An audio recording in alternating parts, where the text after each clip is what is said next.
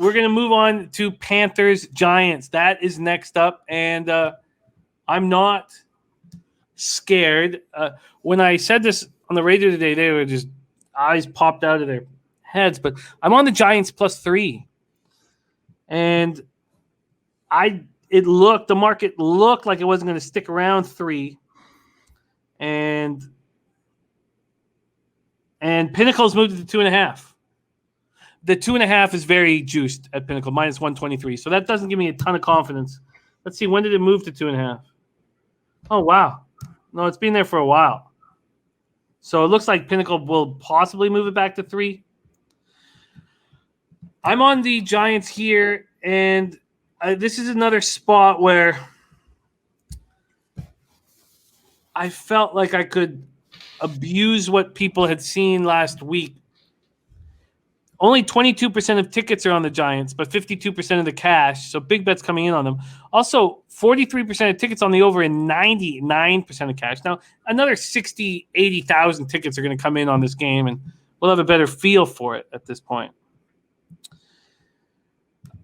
Panthers, Giants, MetLife Stadium, East Rutherford, New Jersey. Panthers 3-3, 1-1 on the road. Giants 1-5, 0-3 at home.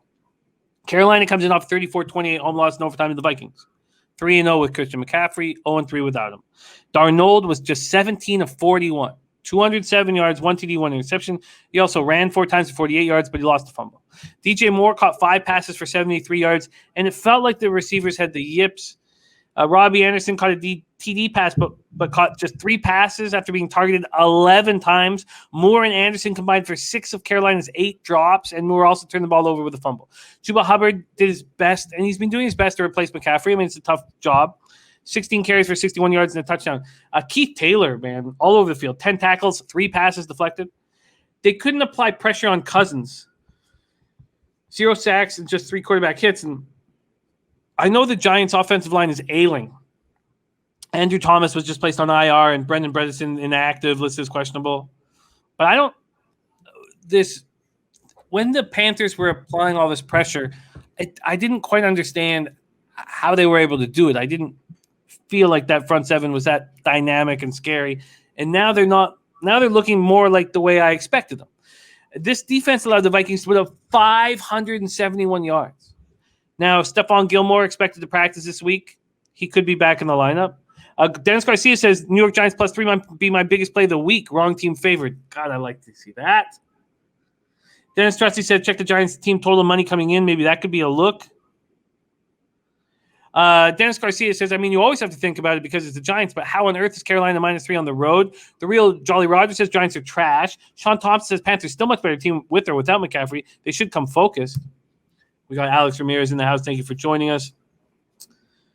So, C.J. Henderson, cornerback, linebacker Shaq Thompson, and linebacker Kamal Martin, all inactive. This is questionable this week. The Giants are coming off an embarrassment. 38-11 loss at home to the Rams. Everybody could lose their jobs here. The whole coaching staff, Daniel Jones. If they get beaten here at home, if they get beaten badly at home, I mean, all bets are off. Someone's getting fired. Daniel Jones looked awful coming back from the concussion. 29-51, 242 yards, no touchdowns, fumbled twice, losing one of them. Sterling Shepard returned and was a weapon, catching 10 passes for 76 yards. Now, Kadarius Toney hurt his ankle on the first series, and he's doubtful to play this week. And look, the injuries to wide receiver are piling up, and we'll go over them here shortly. But they only get 261 yards of offense, and most of it came late. It was ugly. Saquon Barkley is missed. Devontae Booker replaced and ran 12 times for 41 yards. Slayton Golladay inactive. List is questionable this week. C.J. Board carted off the field, another wide receiver. Broken arm now in IR.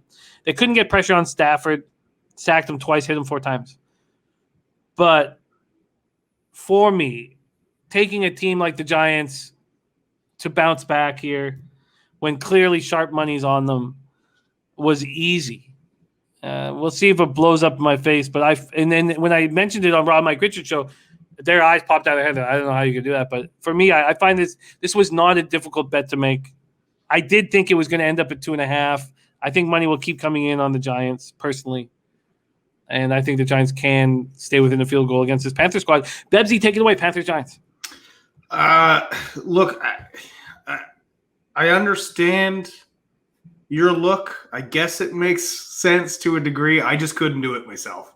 I couldn't back this Giants team because at the end of the day, I just think the Panthers are a better football team. And look, I don't want to dwell on the past too much, but the Giants were down, 28-3 at the half, and I didn't get my fucking first quarter cover. Last week was so frustrating. That Pollard being 2 yards shy of his hitting, that's a huge swing. Those two bets, and then the Zeke bet was only – I came so close to having a monster, and these fucking Giants up 3 at the first quarter.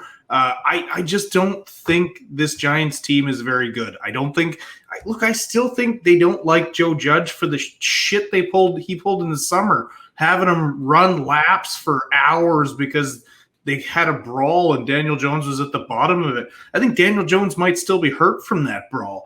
This guy started out looking questionable. He has not gone up or down. He has been the exact same. He's always a liability to give the football away. I can't lay – I'm not saying it's impossible. I'm not saying it's outrageous that they win. But I just can't lay money. I can't put money in Daniel Jones's hands because he's going to fucking fumble it away is what he's going to do. I still think even without Christian McCaffrey, this team is decent. Losing to the Vikings isn't – it was a tight game. And the Vikings are a decent football team with an excellent offense. The Giants are not a team with an excellent offense. They're a team with a very suspect offense.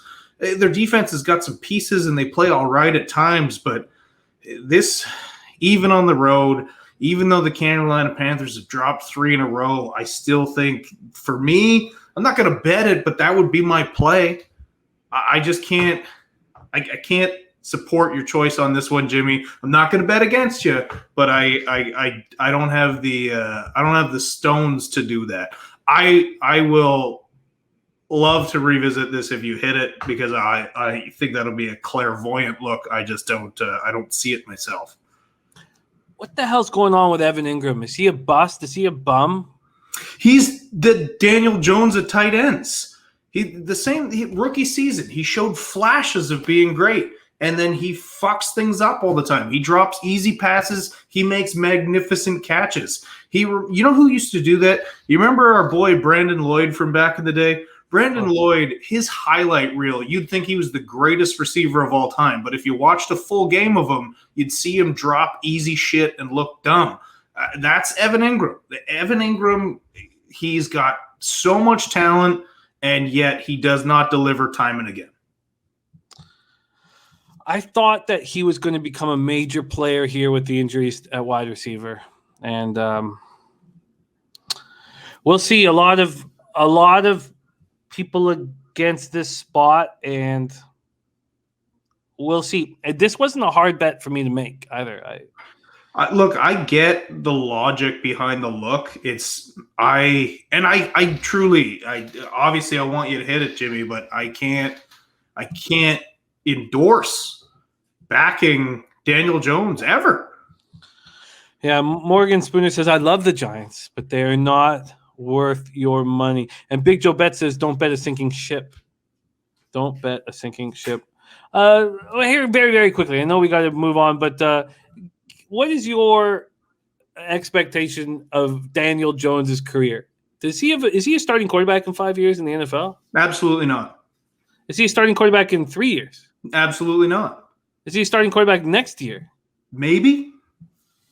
Wow. That's wild. He doesn't – he's running out of time to take the steps he should have taken 2 years ago. Some people will wait for a guy to develop, and you can put a guy like that in a system that protects him, but I just don't – I don't see him improving on the things that he's bad at. And that tells me he won't. He's been around long enough to clean that up. Okay. That was fun breakdown, fun game to talk about. And we will see. By the way, Ron Crawford saying make a move on the under. The under is the spot. It opened up at 44. It's now at 43.